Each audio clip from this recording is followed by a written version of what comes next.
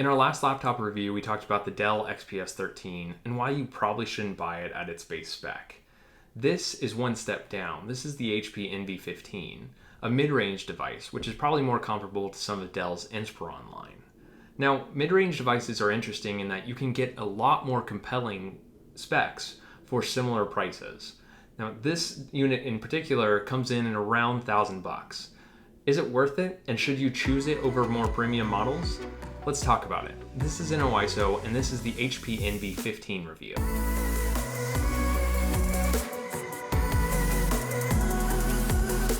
Now, admittedly, HP's Envy line is very tough to understand. They have devices ranging from $400 to $1,400 starting price, with no clear differentiation in what's more premium or less premium. On their website, you can get pre-spec'd models or customizable models, which you can actually customize to be similar to the pre-spec'd models for different prices. And it is frankly a mess and very difficult to understand. This device in particular is a pre-spec'd model, but let's just jump right into the review and we'll talk more about that later. Let's start with the design. The design of this is pretty standard for what you'd expect out of a 15-inch mid to high-end laptop. It's all metal, it's big, and it's heavy. One of the most common questions that I see about HP Envies is how they compare to HP's Spectre lineup. And I can tell you there's one big difference, and that's this. This is a razor's edge that will likely get you pulled aside by TSA in the airport.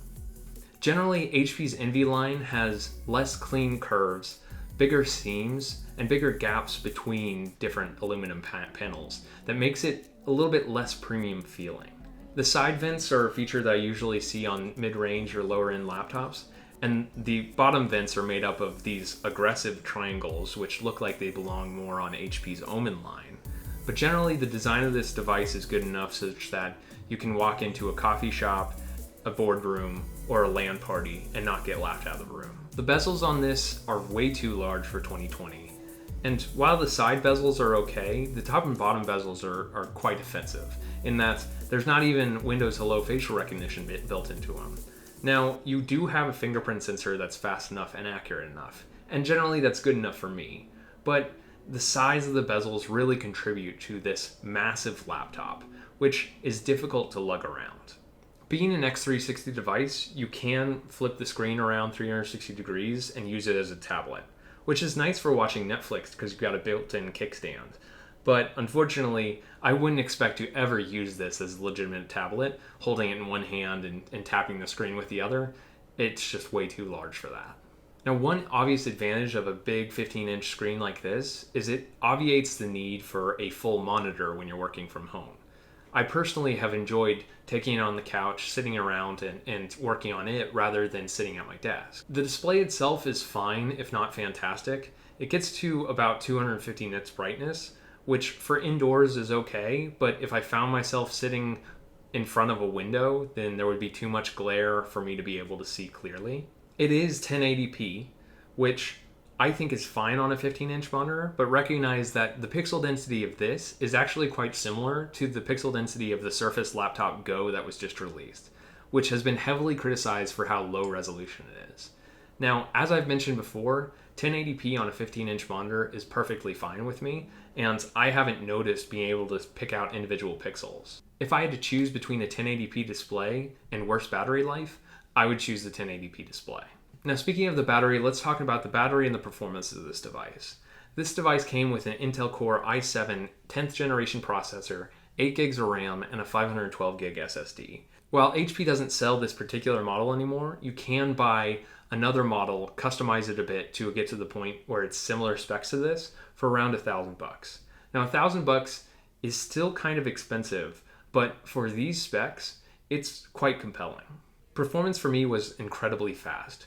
Now, granted, I've used some other devices recently that are quite a bit slower, but compared to most modern processors, this will be just as fast. Now, I know that AMD and Intel have been on this arms race to improve their processors more and more each year, but frankly, unless you have a specific demand for those things, you won't notice the difference between this and a Core i7 11th generation or one of the newer AMD chips. There's no dedicated graphics card, which means some people won't be able to use this for their gaming, but I personally don't game too much on my laptop, it was nice to boot up a couple games of Overcooked on it, and it handled it just fine.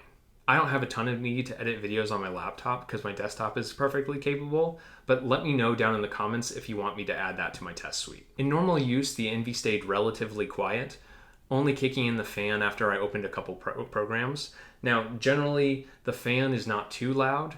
It gets a little toasty, but it operates just fine. I didn't notice the tone of the fan being annoying, which can really bother me on some laptops. The Envy also has a 56 watt-hour battery, which isn't great for a big laptop like this, and they probably could have crammed more into it, but I typically got about 5 to 6 hours of usage before I started running out of battery. The keyboard on the NV15 is pretty similar to a Spectre in its feel. The travel is squishier than I prefer, but it does have enough travel for most people. I've noticed that my hands typically get a little bit more fatigued when using HP's keyboards than other manufacturers because there is a tiny bit of resistance at the bottom of the keystroke, which makes bottoming out a little bit more difficult. I naturally bottom out on most of my keystrokes on laptops, and if I use this for long enough, I would probably develop a habit to not do so. Another difference on this keyboard is the number pad on the right. Typically, the number pad when working in Excel is useful for entering in numbers, and having another set of keys that I can map to custom commands when I'm coding is excellent. But I found myself actually being disappointed by having this number pad. A frequent criticism of 15-inch laptops with number pads is you're not centered on the screen. And while I've usually brushed off that criticism in the past, I actually found it really harming my ability to type accurately here. Now, I used this for a couple weeks, and I found that the learning curve was quite a bit steeper, and quite often I would make stupid mistakes while typing where my hands were just in the wrong position. And it happened more often with this than any other laptop that I started to learn. I've also found that most HP devices don't allow you to easily switch between the function keys and the operations keys to change your volume and stuff without going to the BIOS. And most other laptops nowadays have a function lock key that allows you to switch through easily. And not having that option is very, very difficult for me. In the last couple generations, HP has drastically improved the trackpads on their Spectre line. But unfortunately, that hasn't trickled down to the Envy line. This trackpad is horrendous.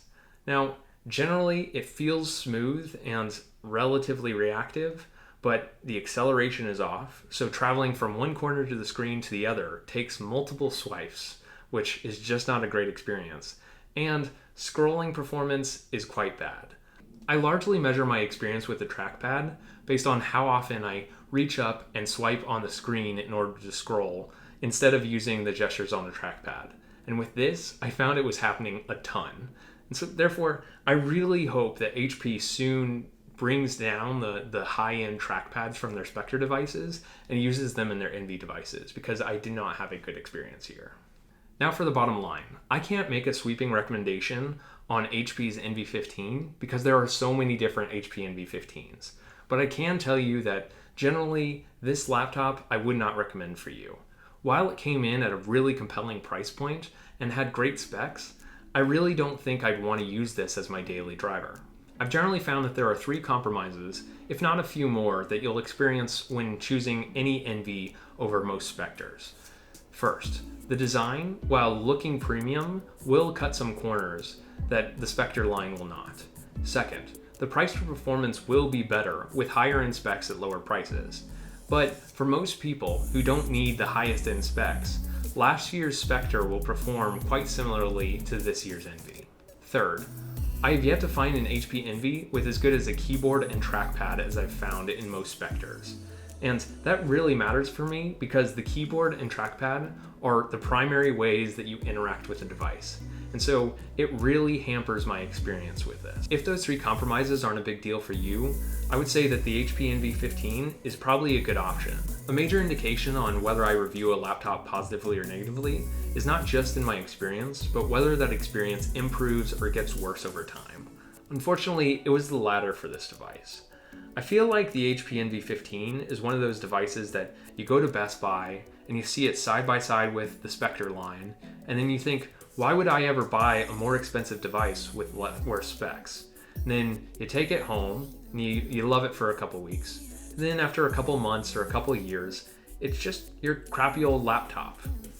Maybe it's just me, but years after I buy a Spectre or a Surface or an XPS, I still slide it gently into my bag, making sure there's nothing around it to scratch with it, and I cringe anytime anyone else is using it because I wonder if they're going to break it.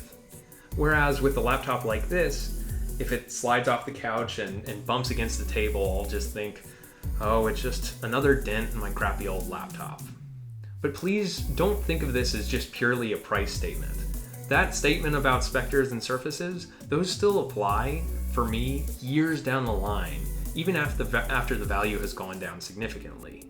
Now, a year-old Spectre, while it might have worse specs than this, might be priced quite similarly to this, and so I would choose it over this because I would take better care of it and I would really enjoy the experience more.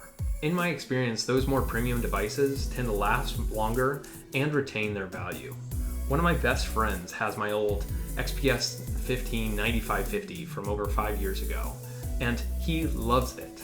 Not because it is the most fast device, but the experience is excellent, and he doesn't even need to upgrade to something newer like this because he loves that device. Let me know down in the comments if you agree or disagree. If you like this video, be sure to like and subscribe, and catch the next laptop review coming up soon. I'll see you in the next one.